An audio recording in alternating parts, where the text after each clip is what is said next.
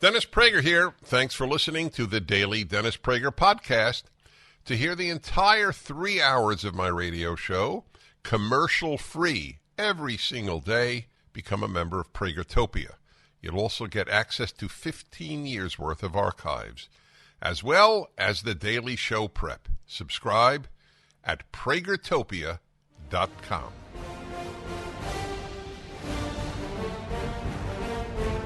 Hi there, everybody. Dennis Prager with you.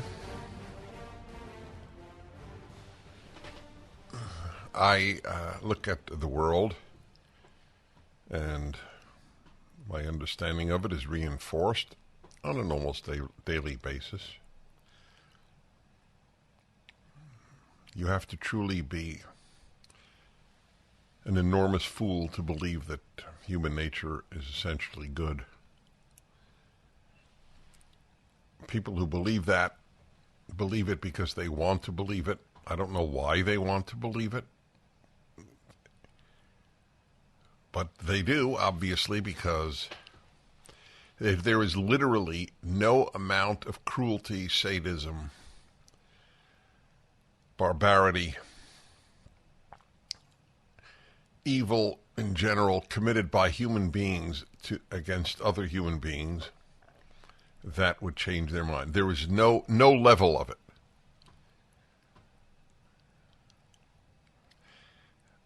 People are basically good, but you can walk into a family and murder the father, the mother, and the 3 children, as I have the story here of one such family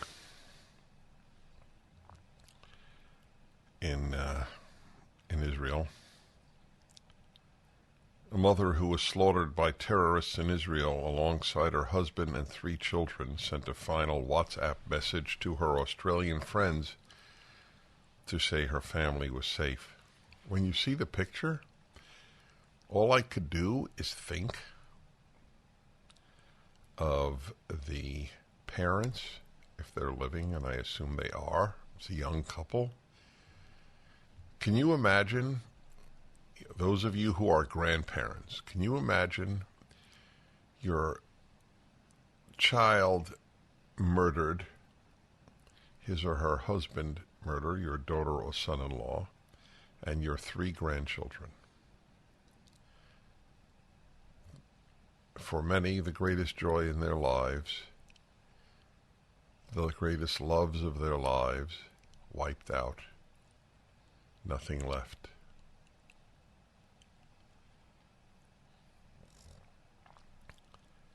The Lake Cubs, I assume it's, let's see, Lake Cub, L-A-C-O-B. That's the name of the couple. The Lake Cubs started to panic and tried contacting everyone they knew in the village to find out what was going on before they received the heartbreaking news that the safe room had been raided by militants. Tamar, her husband Johnny, their 6-year-old daughters, Shachar and Arbel, and their 2-year-old son Omer, had been murdered by Hamas terrorists. Daily Mail uses the word terrorist. The New York Times uses the word militant. Militant. Militant. How do you qualify to be a terrorist? Our hearts are shattered, Yushal wrote on Facebook on Monday. An entire family was killed by evil murderers who shot the children and parents simply because they were Jewish. That is my article today. I beg you to read it. German Nazism's successor, Islamic Nazism. And no more than every German was a Nazi is every Muslim a Nazi. Of course not. But there is Islamic Nazism. The celebrations on the left in the world, celebration by Palestinian supporters of what happened, if that doesn't clue you in as to the moral degradation, the idiots who write about the cycle of violence, like this fool who happens to be a professor of Jewish studies at UCLA, an enormous fool, gives you an idea of how it doesn't matter what department at UCLA or at most universities, you have a fool teaching your children. The cycle of violence, inability to say these are monsters, barbaric savages. Can't say that. There were people on the left who opposed calling these people savages or inhuman because it dehumanizes them. Their behavior did not dehumanize them.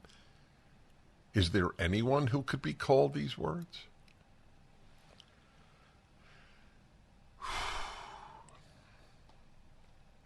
Well, do you have, Sean, do you have the audio I sent you? Oh, okay. It was in Sydney, Australia. Pro-Palestinians, mostly Muslims, Arabs, I assume many of them Palestinian, were chanting "Gas the Jews." For those of you who have bought the gigantic lie that anti-Zionism is different from anti-Semitism, I hope this is clarifying. I've written about it and talked about it for all of my life. There is no difference. When there is only one country on earth that you support the eradication of, and it happens to be the only Jewish country on earth, one can infer that you are an enemy of the Jews. If you were against the existence of Italy, you wanted Italy eradicated and supported those who wished to murder all Italians, it would be fair to say that you are an enemy of Italians. Okay? Even anti-Italian. You have to go to college and be brainwashed into believing that I can support the eradication of Israel and the murder of its inhabitants, but hey, don't think I'm an anti-Semite. No, you're a Jew lover. Why would one think that? And it should be obvious that the eradication of every Jew is one of the aims. The Hamas charter speaks of the Quranic verse that if you see a Jew behind a tree, kill him. Yeah, you know what? People like to remain naive. People can't stand facing evil. So what they do is they concentrate on non-evils. Right? They won't call Hamas evil, but they will call America evil. American racism. Yes. Oh, it's an upside-down world. I don't know if it has ever not been. Well, it's more upside down today than, at least in America. That is clear to say. Also from the Daily Mail, Representative Rashida Tlaib sparks outrage as Palestinian flag still hangs outside her Capitol Hill office, despite terror attack by Hamas on Israel. You realize that proportionately to the Jewish population of Israel to the United States, now that it's 1,000, it is approximately 33,000 Jews killed in Israel. It would be the equivalent if they had our population. So it is way transcends, as it were, 9/12. Families were not wiped out on 9/12 in the same way. The glee, the grabbing of young people, the shooting them while yelling Allahu Akbar. Do you understand what a sick form of religion these people have? God is the greatest, so I will murder a family. God is the greatest, so I will abuse the young women at this festival. When they beheaded people, remember ISIS?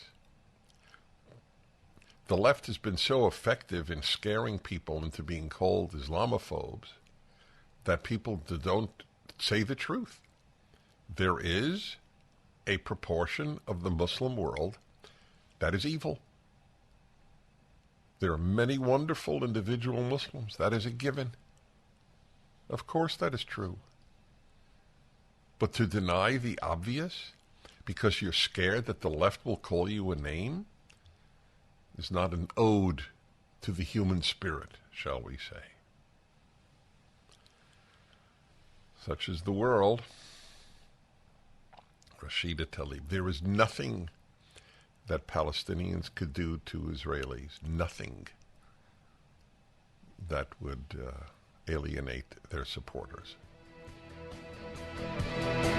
Mike Lindell has a passion to help you get the best sleep of your life. He didn't stop at the pillow. Mike also created the Giza Dream bed sheets. These sheets look and feel great, which means an even better night's sleep, which is crucial for overall health. Mike found the world's best cotton called Giza. It's ultra soft and breathable, but extremely durable. Mike's latest deal is the sale of the year. For a limited time, you'll receive 50% off the Giza Dream sheets, marking prices down as low as $29.98, depending on the size. Go to MyPillow.com, click on the radio podcasts square, and use the promo code Prager. There you'll find not only this amazing offer, but also deep discounts on all MyPillow products, including the MyPillow 2.0 mattress topper, MyPillow kitchen towel sets, and so much more. Call 800-761-6302 or go to MyPillow.com and use the promo code Prager. On you, my friend. Dennis Prager here. Oh, my God. Evil. That's what we're talking about. Okay. 1-8-PRAGER-776 is the number. Curious to know how you're reacting, to be perfectly said. Did I say 912? No, wait, I don't even know if I said. I did? Yes. Why didn't you correct me? You thought I meant it. That's adorable. You thought I meant it. What happened on 9/12? It's like I once... You thought, I see, the day after. It's like... It's a Prager family legend now. Many years ago,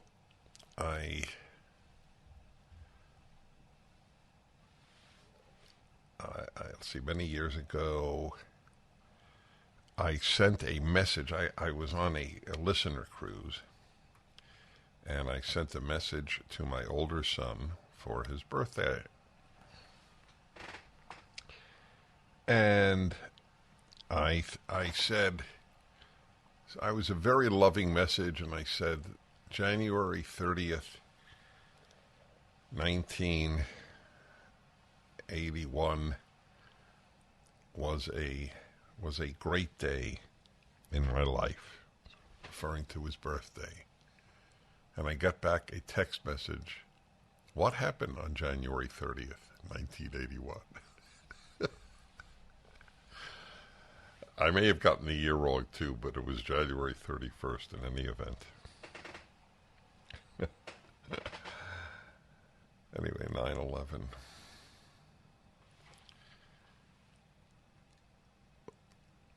When you think of this, what is this, the progressive eight that they can't condemn as pure acts of evil as can exist, their hatred, this progressive eight, is it eight? I think it's eight. In the Congress, there's such a consistency. When you're morally blind in one arena, you tend to be in many other arenas. These are the American-hating radical left in the squad. They look at this and it is so interesting. Like, why do they The 8 progressive members of the Democratic caucus failed to back Israel against the existential threat it is facing. See, that is an existential threat. Global warming is not. Iran is an existential threat. Hamas and all these other Islamic terror organizations, these people live to kill Jews. That is their greatest joy. Look at the joy that they're having. Is there joy in Israel if they bomb in Gaza and a family dies, or any member of the family? Is there joy? Are Jews giving out candies? There is such a moral gap between Israelis and their enemies. If that is not obvious, then, well, it's not to this professor of Jewish studies at UCLA. We debated 20 years ago. Said, the debate was, is there a moral difference between Israel and its enemies? He said no. And he's a professor of Jewish studies. There's no department free of fools in our universities. Alexandria Ocasio-Cortez, Ilhan Omar, Ayanna Pressley, Rashida Tlaib, Jamal Bowman. Isn't he the guy who just pulled the alarm when he said he thought it was the way to open a door? Cori Bush, Greg Kassar, and Summer Lee. What a group. They hate America, they hate Israel. What do they love? It's an interesting question. What do they love? I know what they hate. What do they love? I don't mean some abstract principle. And they don't love that abstract principle either. This motto of free Palestine. Oh, really? Is there free Syria? Is there a free Lebanon? Free Iraq?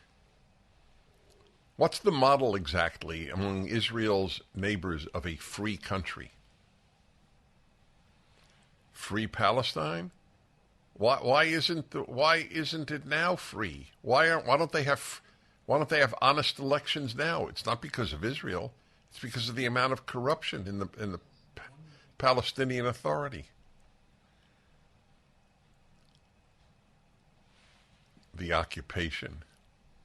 Israel occupied Gaza, and it left, and it got murder. Do you know Israel had already offered, people don't even remember this, how Israel had offered at Camp David like 95% of the territory for a Palestinian state. Yasser Arafat rejected it. Bill Clinton was shocked. Bill Clinton blamed Yasser Arafat for the rejection, and then the massive terror campaign started against Israeli civilians. Please know one thing. According to Palestinians and their supporters, all of Israel is occupied. We return. When the government used emergency edicts during COVID to restrict the gathering and worship of churches, 3 pastors facing the risk of imprisonment, unlimited fines, and their own churches being ripped apart took a courageous stand and reopened their doors in the face of a world that chose to comply. The Essential Church is a feature-length documentary that explores the struggle between the church and government throughout history. This fascinating story uncovers those who've sacrificed their lives throughout history for what they truly believe in.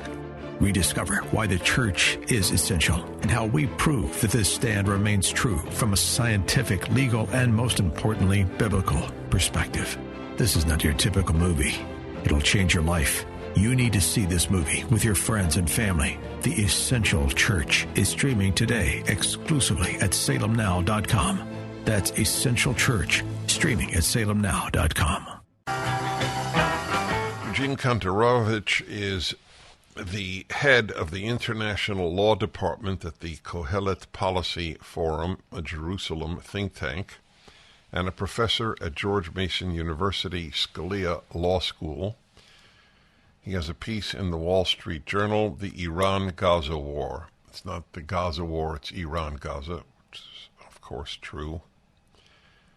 This is the conflict Tehran wants on Israeli soil through once-removed marauding militias. Professor Kontorovich is in Israel right now. So I take it, Professor, you divide your time between the U.S. and Israel. Is that correct? Yeah, that's right. And thank God I'm in Israel now. I'm so lucky. I'd be horrified if I had to not be here. So, one of the things about Israel is when there's a war here, Israelis want to come, not leave. It's impossible to get a flight to Israel now. It's all booked. And I was lucky enough to already be here. So when you go to the U.S., it's in order for you to teach your classes at George Mason University? That's correct. I'm a see. Professor at George Mason. Good.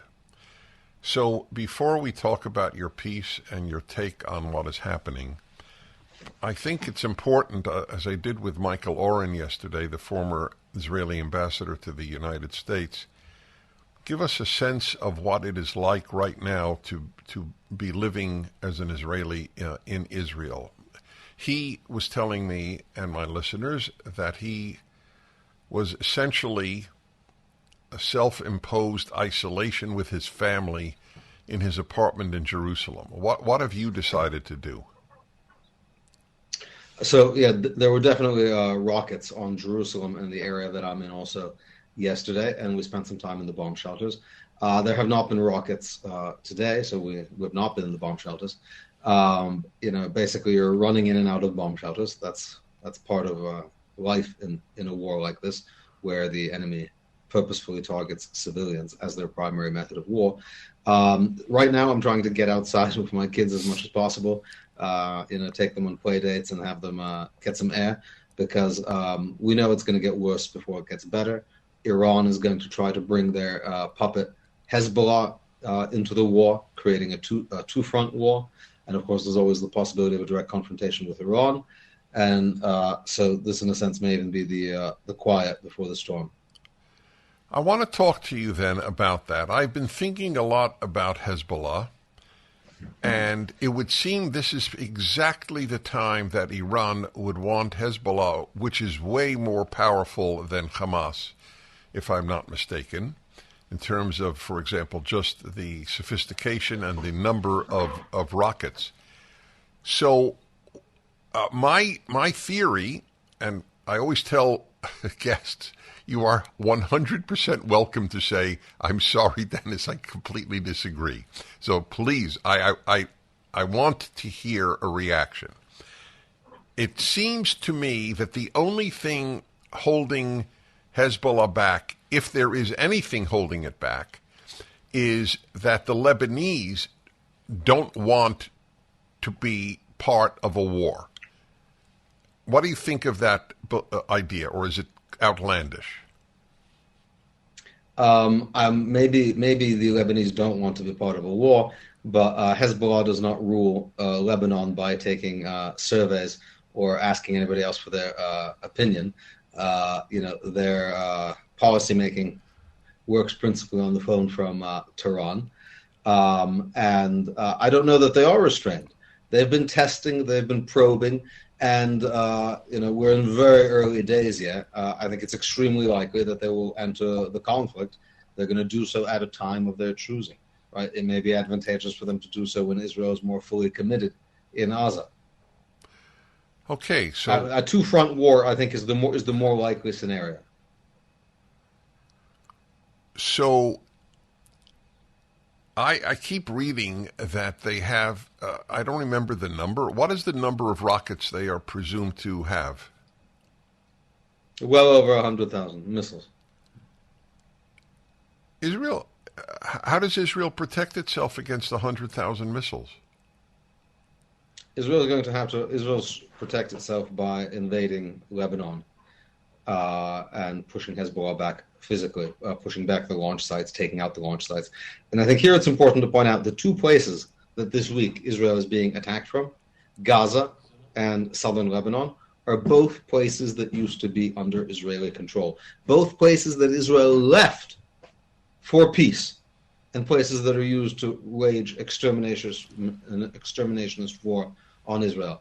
And I think that means if at the end of this war Israel has retaken territory, people need to understand it is not going to necessarily be the case that, like in past conflicts, all right, we're going to continue. Israel walks in, breaks the furniture. We have to break. We are going to continue. Eugene Kontorovich, professor, George Mason University.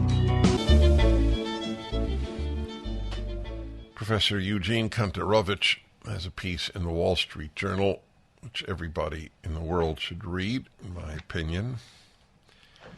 He is an Israeli and American, and he teaches at George Mason University. He's with his family in Israel right now. Before we continue with the issue of Iran, Hezbollah, and Hamas, I rarely use the term, but like so many other terms that have been misused, fascist, threat to democracy, existential threat, words have been cheapened somewhat like the dollar has by the left. But I will say it is hard to imagine that Israel is not suffering from PTSD at this moment. Is that an overstatement? Yeah, I think it's an overstatement because we're not in the post-trauma stage yet. We're in the middle of the trauma. It has not really fully sunk in. Everybody knows many more people are going to die in urban fighting in Gaza. And I think right now there's only fierce determination to fight and win the war, to demolish Hamas, to fundamentally change the paradigm. And I think the grieving and also the recriminations for responsibility about the intelligence failures, all of that, and the PTSD, all of that's going to happen later. Right now, people are mobilized. And right, that's a very good answer. So explain to me this. How would it happen that Israel would remove Hamas? I mean, explain to me what that means. What removing Hamas means is destroying Hamas as an organization by killing its members, capturing its members, and demolishing its infrastructure and removing it from power in Gaza. The problem is there's no one really else in Gaza to run Gaza other than Hamas. You can put other people in, but when Israel left, the Palestinian Authority Fatah party was in charge, and Hamas won the elections. Hamas is apparently what the people of Gaza want or prefer, and as soon as Israel leaves, Hamas will come back, much like the Taliban came back when America left Afghanistan. The difference is Afghanistan is on the other side of the world from America, and Gaza is right next to Israel, and Israel cannot allow these kind of massacres to happen again, which means it is not clear, right, whether it is possible for Israel to allow Hamas to return to power in Gaza, which may mean it is not clear if Israel can fully leave Gaza. That's right. That's what people don't understand. Whatever Israel, quote unquote, occupies is because of the threat, the existential threat, again a word cheapened by the left, to Israel. It is not the opposite. It's not, the threat is not because Israel occupies. Israel occupies because of the threat. As you write in your piece, imagine then, well, I was always for the two-state solution. I stopped being it because I live in reality. The thought that the West Bank would be run by Hamas-type people whose raison d'etre in life is to murder as many Israeli Jews specifically as possible. Do you know, explain this to me. It's on the internet. You might find this of interest. I debated at Oxford, a few years ago, at the Oxford Union. So I debated the proposition of, is Hamas or Israel the greater threat to peace? So, of course, I said Hamas was. And do you know whom I debated? An Oxford professor of international relations who's Israeli. And he said Israel was the greater threat. Is there any people other than Jews who produce so many people who want to destroy their own people? You have a thought on that? We're very good at it. And by the way, that's how he got to be a professor at Oxford. That's, That's if you're an Israeli, you want to be a professor at Oxford, you're not going to get it by, defending the Jewish state.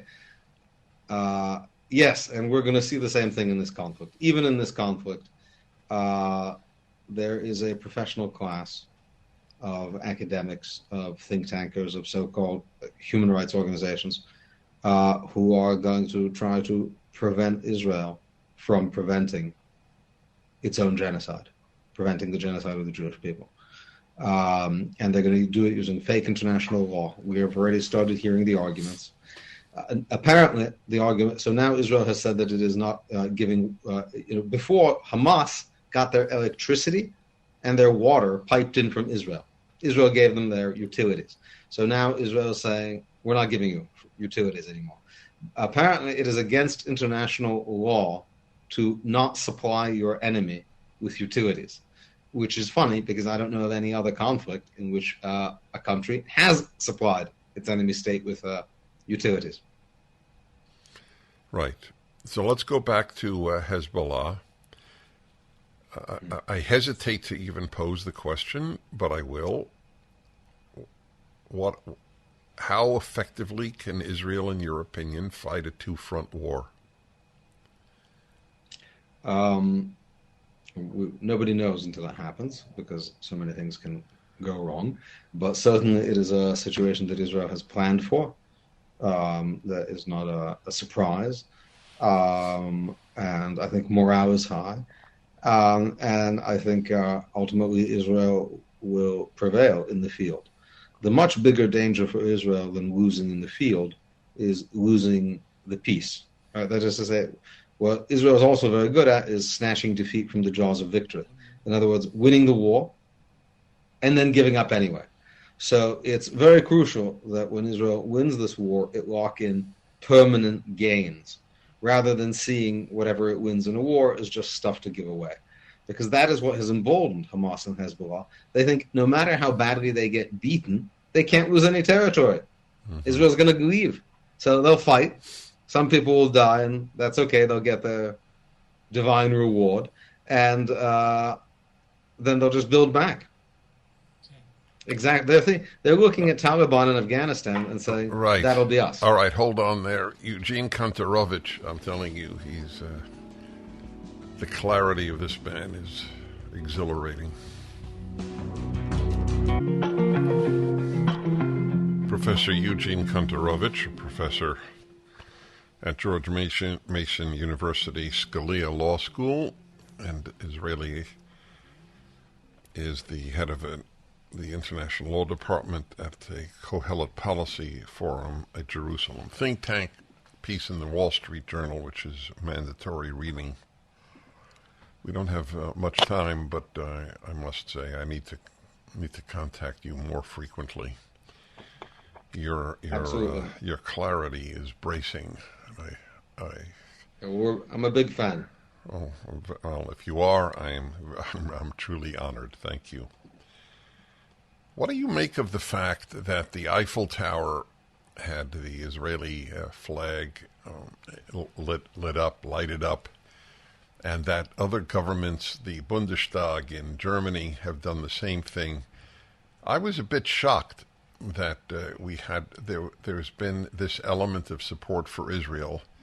On the other hand, it may be extremely temporary. What is your take?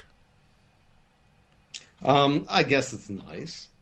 I wish those same governments have not been, and do not continue to fund Hamas apologist pro-terror organizations, which make fake accusations against Israel of apartheid and genocide, which provide political cover for Hamas. So if you're, funding organizations that deny Israel's legitimacy as a state, that accuse Israel of monstrous crimes and play straight into Hamas propaganda, and you light the Eiffel Tower up, I'd rather you do neither. And indeed, Europe continues to fund the Palestinian Authority. The European Union was going to stop funding the Palestinian Authority, and they continue to do this. I will point out that, as soon as Russia invaded Ukraine, Europe imposed significant crippling sanctions on Russia, even though they harm innocent Russian civilians, right? People have nothing to do with Putin's policies. But money to the Palestinians, which gets diverted to terror, is going to continue to flow. You might think that Europe doesn't think Jewish blood is red enough. I'll end with this. Do you have an explanation for President Biden giving Iran $6 billion for hostages?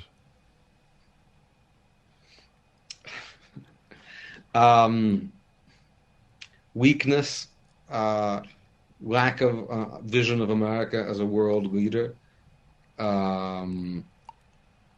wanting to have a multipolar Middle East. But no, really, since Obama's policy of rapprochement with Iran, I was confounded by it then. I'm confounded by its continuation. All right, we'll leave it at that then.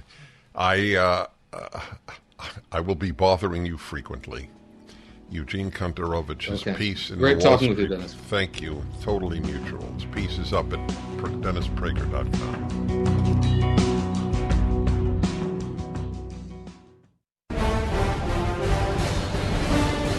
Hello, everybody. I'm Dennis Prager, Wall Street Journal editorial. Make some key points that I need to bring to your attention, points that I have made over the course of many years. The strategic and political point, it writes in the middle of this editorial, is that the return of war against Israel isn't an isolated event. It is the latest installment in the unraveling of global order, as American political will and military primacy are called into question. That's correct. For many years, I have argued that America needs to be the world's policeman, because the world needs a policeman just like San Francisco needs policemen. And if it's not going to be the United States, then the forces of evil will triumph. I have been saying this all of my life. I don't understand why it hasn't been clear to vast numbers of Americans, including many conservatives, many Republicans who don't quite follow this, and who believe that America should only be prepared for war if it hits the United States on its shores. I've also noted that it is a very good thing when the American president is feared. I have no interest in an American president being loved. None whatsoever. Donald Trump was feared by the bad guys, whether it was China or Iran or Russia. They feared Donald Trump. They have utter and total contempt for Joe Biden because he's a weakling. And he has weaklings surrounding him. That's the case. $6 billion to Iran, a regime that regularly chants death to America, and he gave it $6 billion because they kidnapped some Americans off the street visiting Tehran. Why won't they just do that to more Americans who visit Tehran? $6 billion. I don't know why I keep coming up with $6 billion to a regime that has announced it wishes to commit genocide. You know, every word has been raped of its meaning by the left. Every word of evil, fascist, Nazi, racist. They've all been. Well, my mind keeps coming to the word rape, We don't only use the term rape as forced sexual aggression against a woman or a man for that matter. We can use it with language. Whatever word you use, my intention is clear. So do you know that the pro-Palestinian spokespeople, their supporters around the world, constantly speak, regularly, of genocide against the Palestinians? So they have raped the word genocide of any meaning. There are more Palestinians today than there were 20 years ago. It's the opposite of genocide, right? Genocide is the destruction of a people, the intent to murder them. That's what genocide is. But not to the left and not to the lowlifes who support the Palestinians against Israel. Genocide. Really, genocide. So how do you explain the increase in Palestinian population while genocide is taking place? But who's going to ask them that? A New York Times reporter? A CNN reporter? A Washington Post reporter? Who's going to ask them that obvious question? I was listening to a Palestinian speaker in Australia, and she, I believe it was Australia, because I'm going to play for you something from that demonstration at the Sydney Opera House. And she just said, they're inhumane genocide. It was in the United States as well. Supporters of the Palestinians, who of course care about Palestinians as much as the Bolsheviks cared about workers. It is just their way of expressing their hatred for Israel and the United States. If you cared about Palestinians, you would want to get rid of Hamas. You would want there to be freedom and democracy and free speech and a free press in Gaza, none of which exist. They torture their opponents just like they slaughter Jews in Israel. Listen to this chant. I got it, I think it was up at Daily Mail, from the demonstration at the Sydney Opera House, and I reported to you yesterday that the Australian authorities said that Jews should, for their own sake, not show up at the Sydney Opera House. Wow. It must be a first in Australian history that Jews in Australia were told to stay away from someplace out of danger to their lives. This notion that the Palestinians and their supporters are just anti-Israel but not anti-Jew. The number of Jews beaten or in some cases murdered by Muslims in France, for example. The bombing of the Jewish Community Center in Buenos Aires by Iran. I mean, the examples of slaughter of Jews by these people outside of Israel, having nothing to do with Israel. And now this. Don't go to the Sydney Opera House, Jews of Australia, Jews of Sydney. So here is a chant that went up at the Palestinian demonstration yesterday, as recorded, I believe, by the Daily Mail. And in case it's not clear to you, I'll tell you the words. Gas the Jews. Here it is.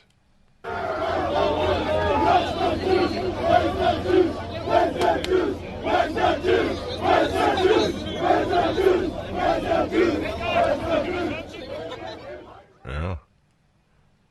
Gas the Jews. So if you're pro-Palestinian, you're a bad dude.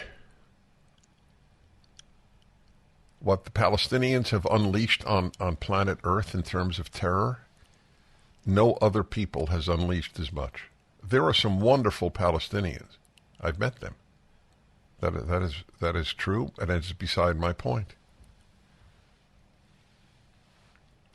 What is there to be proud of?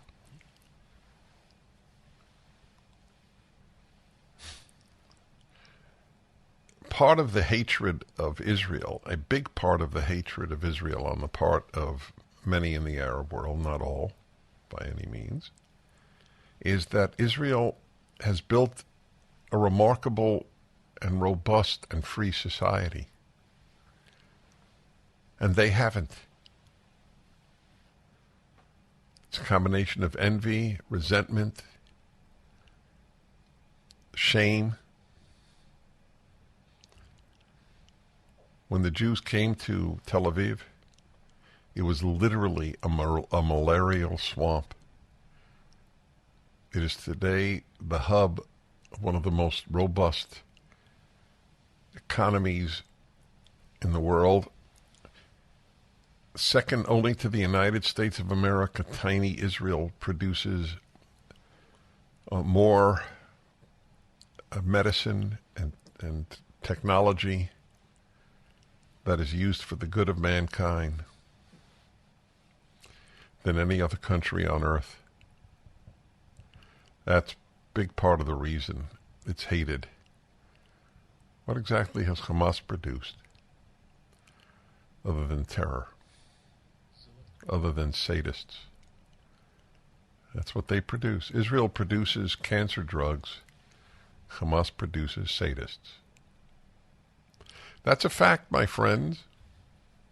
And that's all Hamas produces. Despicable human beings. Back in a moment.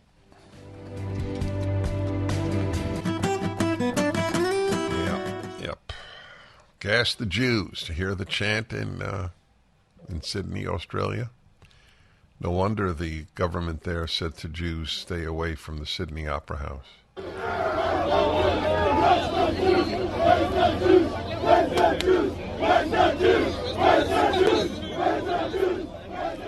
That's why my column today, which you should read, it's up at my website and town hall, both. We've gone from German Nazism to Islamic Nazism.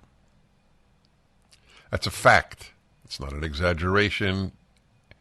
It's not intended to be an insult. It's intended to be a description of fact.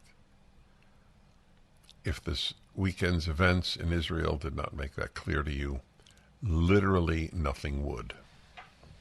Nothing. Okay, Hilo, Hawaii. I believe that is what it is. Is that correct, Ben? Yes, hello. Hi. Yeah, I'm trying hard to parse out what is from what's not in the current conflict. In any conflict, you have one party opposing another party, and each side has its grievances with the other. I'd like to understand it more, but it seems, as you had mentioned, that the United States should be the police of the world. I don't know. We're stretched thin as it is. Well, these are, wait, so hold on. You're changing the subject, which is fine, but are you aware one has nothing to do with the other? You're trying, first you say in any conflict there are two sides, and now you're going to the question of U.S. as policemen. In your mind, are those subjects? Like yeah. I'm sorry? I shouldn't have switched up like that. Okay, fine. All right, so let me deal with the first one. That was true during World War II. The Germans had their grievances, and the Allies had their grievances. The Japanese had their grievances, and America had its grievances. So I don't understand your point. Of course that's true. The bully, the murderer has his grievances, and the murdered has his grievances. I'm not quite sure what point you're making. Well, I don't understand the whole thing over there. And okay, here's the whole thing over there. It's a 5-minute video, the Middle East conflict at PragerU that I gave many years ago, and here it is in one sentence. One side wants the other side dead. That is the Middle East conflict.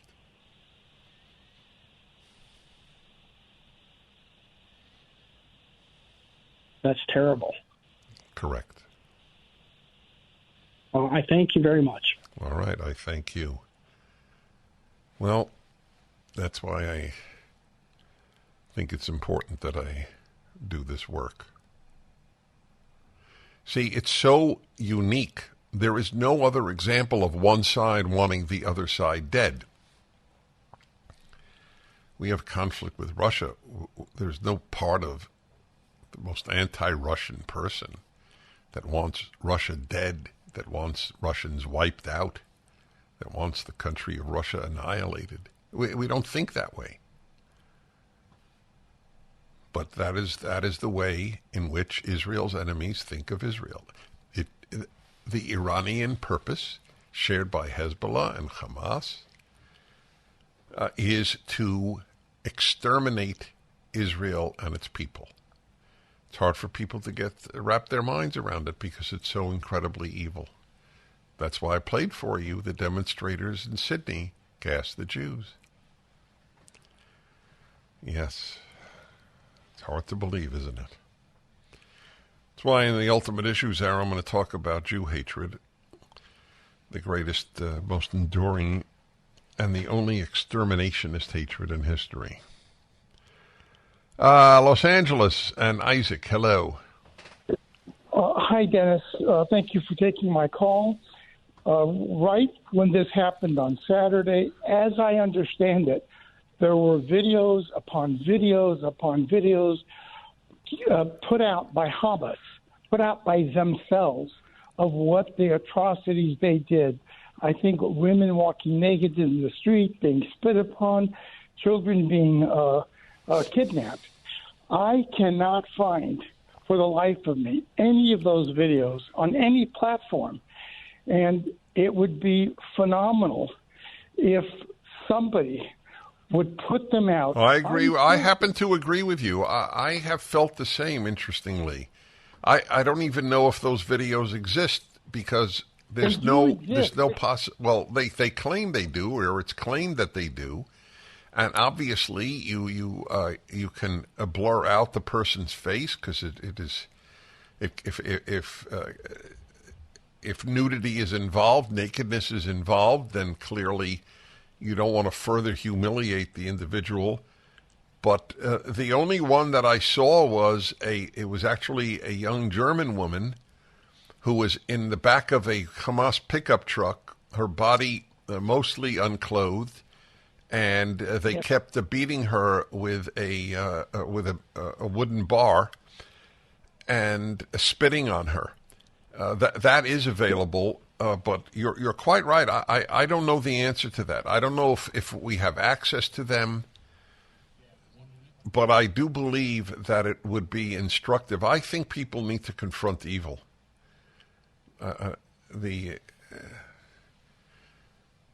It's not fair to the people who endure evil to hide what they endured from the world. The only solace, if any, is available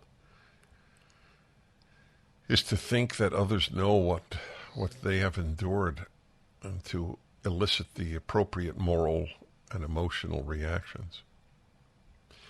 Okay, we go on. You are listening to the Dennis Prager Show. In great clouds of white walls of blue. Riley Gaines, one of the more remarkable Americans of our time, is on with me. At the Leadership Institute, there is actually a Riley Gaines Center. She is the champion swimmer who has taken on protecting women and women's sports. Go to teamriley.org or text REAL to 30102. Today is Real Women's Day. What a brilliant, I tell you. Riley, did you come up with that? Tell the truth. I did. I really did. Yes. That's bloody impressive. So I asked you some personal questions about your own nature last time. I want to develop that just for a moment. Did you, how do I put this? Are you surprised at all at what this fight has brought out of you, or did you always know this was your nature? I've always been a leader. I've always been unwavering in my faith and what I know to be true and right and just and fair and all of those different things. I just can't believe this is even a conversation that we're having. I mean, I would have never imagined I would had to take the stand that I've been taking. I mean, it's the most common sense approach of any issue that we see.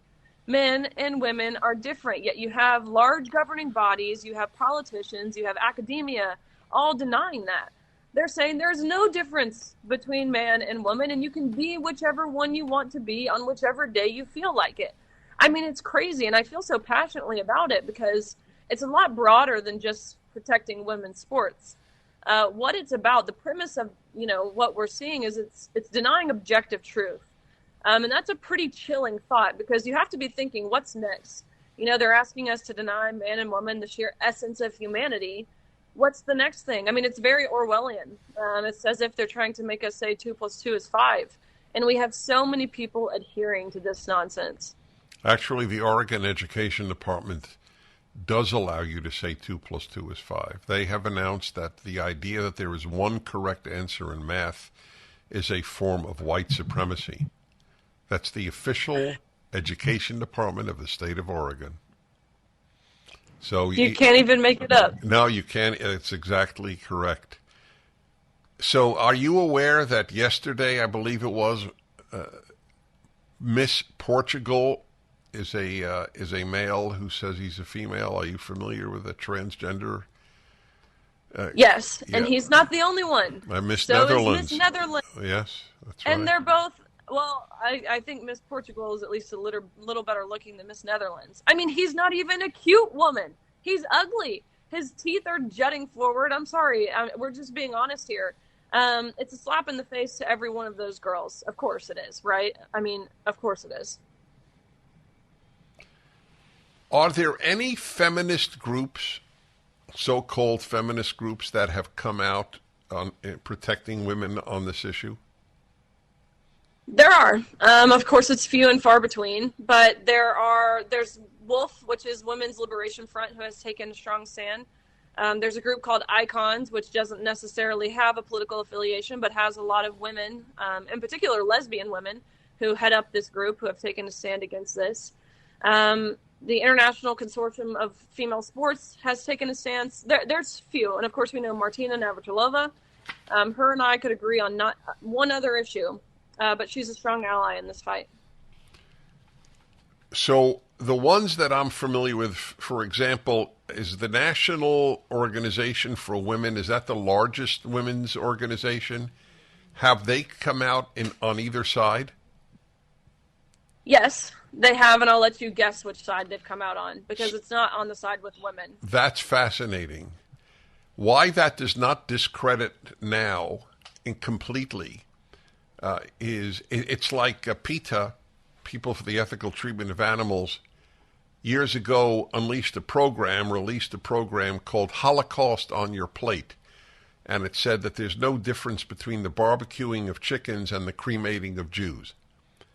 And by the way, they still have that program up, and yet people still give to PETA. People still give to NOW. I mean, these are examples of why many of us are worried about the decline of America and the West. That people still support NOW when they have this position is remarkable. So what's the difference? I assume it's just a different address, Team Riley or RileyGainesCenter.org, correct? Either way, it gets to you. Correct. They both lead to the RileyGainesCenter.org homepage, where you can find different ways to get involved and stay connected. One final question. I read that at some speech at some college recently, you had 45 security detail. Is that correct? I did. It was at New Mexico, University of New Mexico. They put 45 security guards on me, and of course they hit me with a ridiculous security fee, which just shows you free speech is not free, especially if you're a conservative.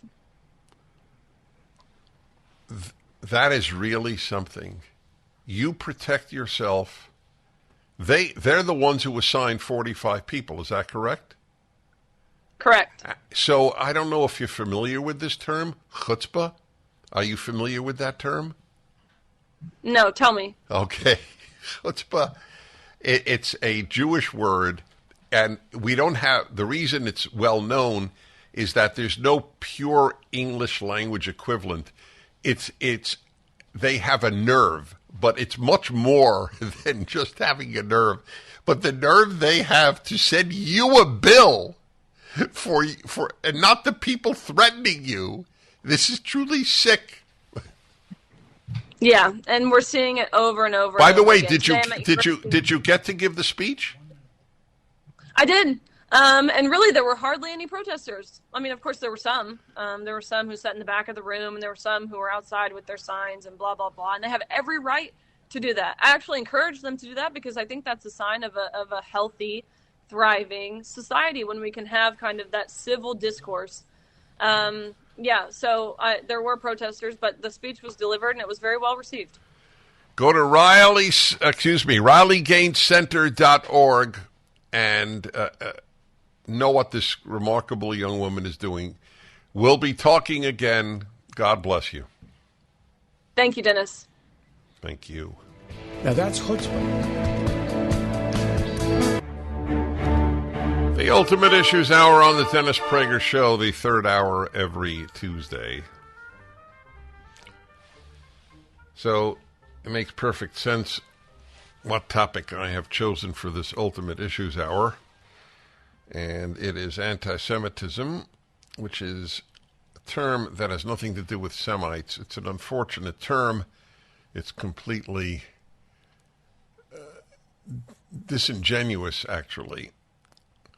It's Jew hatred, and that's what the name should have been. For all of my life, I have spelled anti-Semitism, including in my book on the subject, Told Why the Jews, without a hyphen, because it's not against Semites.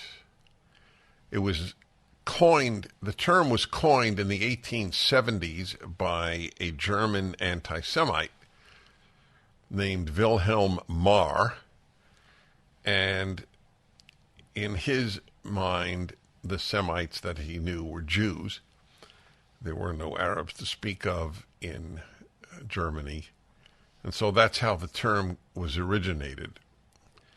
But it is, it's Jew hatred, and that's what the term should be. But I'll use anti-Semitism as well, because that's the term that is known. Every generation seems to produce some group that wants to do something unique to the Jews, and this is a big part of what people need to understand as to why this hatred is a unique hatred, because it is annihilationist. It is exterminationist, if you will, whichever term you prefer. The Jew hater, as opposed to the ethnic bigot. I mean, there's ethnic bigotry all over the place. People don't like this. Catholics and Protestants have had some animosity, or a lot of animosity, and Poles and Germans and Russians and Poles, and it's endless. Human animosity toward other groups, and sometimes it ends up in violence, tragically. But there is none that I can think of other than Jew hatred, other than anti-Semitism, wherein the anti-Semite wishes to exterminate Jews. You don't have that in other bigotry. Even racists did not seek to exterminate blacks from the face of the earth. It's bad enough what they did to them in terms of slavery and other forms of racist bigotry. But you didn't have what you have with the true anti-Semite, eliminationism. As you saw this past weekend in Israel, the entering of a home and the murdering of parents and children. A Jewish baby is as much a target of death to the anti-Semite as is a robust young man. The existence of the Jew is what must be eliminated. It is enduring to the extent such that there is a phrase in the Passover service. The Passover service book is called the Haggadah. I have an explanation of that book called the Rational Haggadah, and it's for Jews and non-Jews, just like my Rational Bible is. The Rational Passover Haggadah, it is called. And I've written a book, Why the Jews, the Reason for Anti-Semitism. So this is a subject I'm familiar with greatly. The phrase that is about 2,000 years old is, in every generation they arise. I'm translating from the Hebrew in my mind, literally. In every generation they arise to put an end to us, to annihilate us. Not to persecute us, the Jews, but to annihilate the Jews. See, if the animosity toward the Jew were a normal form of bigotry, you would not have had the Holocaust, you would not have Hamas, the current Nazi-type elimination of the Jews. It really does beg for explanation. It's the most enduring hatred in the history of the world, which, given the tiny number of Jews in the world, makes it, among many other reasons, that much more remarkable. And as I point out in the book, Why the Jews, poor Jews were as hated and as persecuted and as murdered as rich Jews. The issue of Jews being wealthy had nothing to do with the hatred. It was Jews being Jews. And it really does ask for some degree of explanation. One of my favorite explanations, I have my own, but one of my favorite that was written by others was written by a Catholic priest, Edward Flannery, I would say about 50 years ago. Let's see if I have it. Yeah, he wrote it. See, he wrote a book on it, but he wrote in the New York Times, November 30th, 1974. So that's 26 and 23, 49 years ago. Wow, 49 years ago. What happened here? How did I lose my page? It's really pathetic. I was in Kindle and I was reading it to you. Okay, here we go. I hope. Let's see. One moment, my friends, and I will have the exact quote. His name was Edward Flannery. He was of the National Conference of Catholics. So again, he wrote this in the New York Times 49 years ago. It was Judaism, again, the National Conference of Catholic Bishops, that brought the concept of a God-given universal moral law into the world, willingly or not.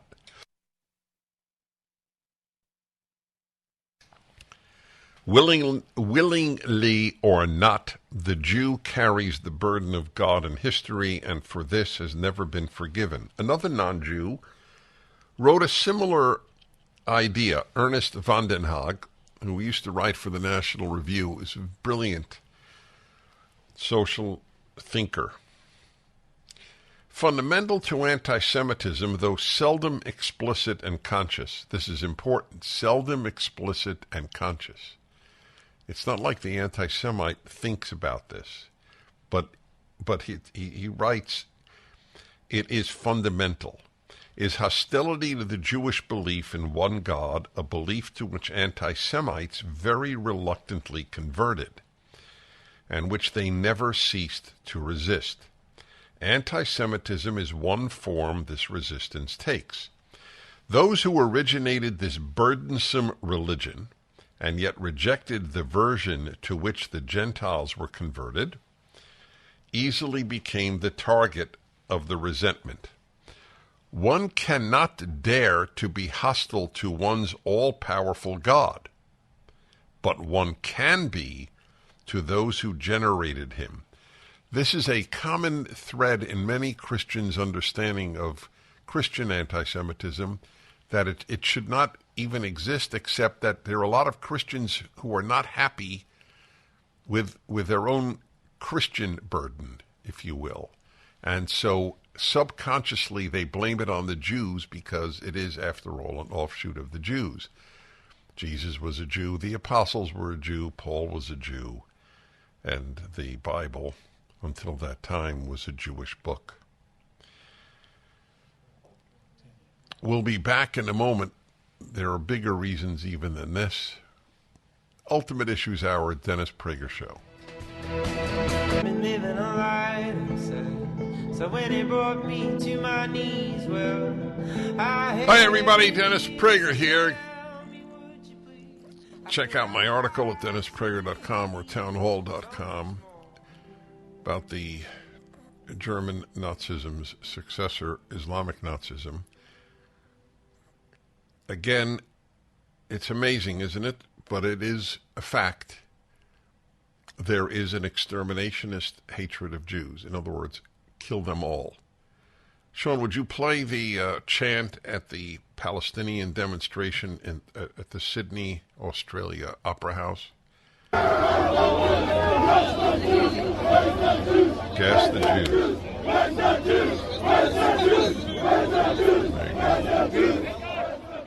Well, at least they're honest. There are tens of millions of Muslims who would like to gas the Jews. Of course, there are many millions of Arabs and Muslims who would not. I fully acknowledge that. But there is no other group about whom such a chant would be recited. Gas the fill in the blank. The desire to exterminate one of the smallest peoples on the face of the earth needs to be explained. So Ernest van den Haag has this explanation that the Jews were brought into this world. That's like Flannery, the Catholic bishop that I quoted earlier from 49 years ago. The Jewish God, he writes, Ernest van den Haag, is invisible and unrepresentable, even unmentionable, a power beyond imagination, a law beyond scrutiny. He is universal, holding power over everybody and demanding obedience and worship from all. Nonetheless, he entered history and listened to and argued with and chose the Jews, and the Jews alone.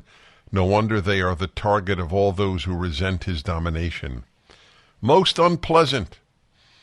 The Jews' invisible God not only insisted on being the one and only and all-powerful God, creator and Lord of everything and the only rightful claimant to worship, he also developed into a moral God. The Jews have suffered from their own invention ever since, but they have never given it up, for it is, after all, what makes the Jews Jewish. A big part of the Jew hatred is indeed the Jewish influence, not financial. That's a joke. Not even social, but ultimate influence. Bringing in the God of the Bible, bringing in the Bible, giving birth to Christianity and Islam. I mean, there's been nothing like it. The Hebrews have done more to civilize mankind than any other group, wrote John Adams. And I am no chauvinist. I'm not particularly a fan of a significant swath of American Jews who have really come to support truly foolish ideas. I don't divide the world by ethnicity or religion. I divide it by good and bad. There are only two races, the decent and indecent, in my opinion. But a fact is a fact. The Jews brought all of this into the world. And they claimed that they were chosen. I always make the point about chosenness because so many people correctly say, oh, well, the Jews think they're chosen, and that's bred a lot of hatred, a lot of resentment. Yeah, but it doesn't make any sense. If somebody walked over to you in the street and said, I want you to know God chose me, you would walk away thinking you had met a nut. Or you would or if you knew them, you would give them the name of a good therapist. But you wouldn't hate them for thinking that they were chosen. Anyway, a lot of people have some variation on chosenness. The Japanese think they get the sun before any other country. It's the land of the rising sun. China in Chinese is Middle Kingdom, means center of the earth kingdom. But nobody hates them for it. It doesn't matter. The reason that Jews have been hated for the belief in their being chosen is because the Jew hater believed it. The Jew hater took the claim seriously. And that's a big factor. What we saw this weekend is an example of this extermination-ist hatred. Killing Jewish babies was for the Nazis and for the Hezbollah and the Hamas and Iran. A Jewish baby is to be eliminated as much as an adult male. Grandmothers were kidnapped and murdered. It's a unique hatred. And the non-Jew needs to understand, and if non-Jews did understand this, it would save a tremendous number of non-Jewish lives. To understand that the Jew hater is a civilization hater. It's not like the Iranian regime is really a fine regime. It just has a quirk of wanting to commit genocide in Israel. No, it's a truly vile civilization-hating regime. Jew hatred is its first hatred, but Jew hatred is never the only hatred of the Jew hater. It's only the first hatred. That's why the Jews are the proverbial canaries in the mine. The Jew dies, the Jew gets killed, and then the miner says, whoa, there are some really bad fumes, poisonous fumes, in this mine. We better fight them. Hitler was dismissed as the Jews' problem. Turns out he was a lot of people's problem. That's why Iran should be understood as the world's problem. Same with Hamas and Hezbollah. Okay, let's see here. 1-8-Prager-776. 877-243-7776. So some of you are calling in with examples of where haters said, kill the group. And of course that's true. But there are exceptions that prove the rule. They're very rare. So one of you is saying that in South Africa they chanted, kill the Boers. Yes, that's correct. I'm sure they did. And that Governor Boggs in Missouri issued an order against Mormons to exterminate them, if he did indeed, in the 1800s. Okay, but there is no enduring desire to exterminate Mormons. I mean, so, of course, in any battle, kill them all, will be stated. It's a unique hatred. I wish it weren't the case. 1-8-PRAGER-776. Dennis Prager here. Thanks for listening to the Daily Dennis Prager Podcast. To hear the entire 3 hours of my radio show, commercial-free, every single day, become a member of Pragertopia. You'll also get access to 15 years' worth of archives, as well as the daily show prep. Subscribe at Pragertopia.com.